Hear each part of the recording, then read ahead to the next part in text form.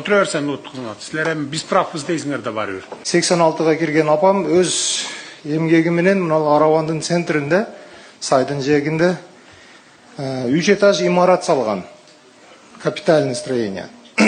Ошону 24-жылы баягы Ошто Акборан дарыясы нугунан чыгып кеткенден кийин бизде как будто сел болгонсуп, бүт бардык строенияларды бузуп, мыйзамсыз салгансыңар, мыйзамсыз алгансыңар деп туруп, эч кандай соттун чечими жок, башкасы жок, же компенсациясы жок, бүт бар жокту бузуп салышкан.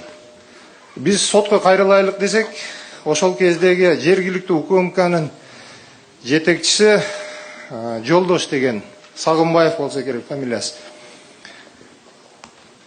Кайрылсаңар кайра бергиле, бирок по-любому сот биз тарапка чечип берет деп биздин үмүтүбүздү өчүрүп койду.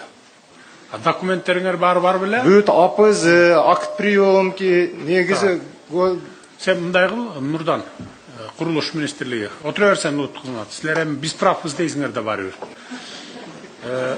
Нурдан, сен бу жигитти эриштип алып барып азыр чогулуштан кийин бүт документтерин карап, ошо чындап эле мыйзамсыз салынганбы, же болбосо ошо мыйзамдуу эле болуп туруп, жана булардын арызы чынбы, ошону мага азыр түштөн кийин айт жаным. Жарайт. Телефондон айтасың, түшүндүм. Бияк менен чогуу барып туруп бүт документтериңерди көргөзгүлө.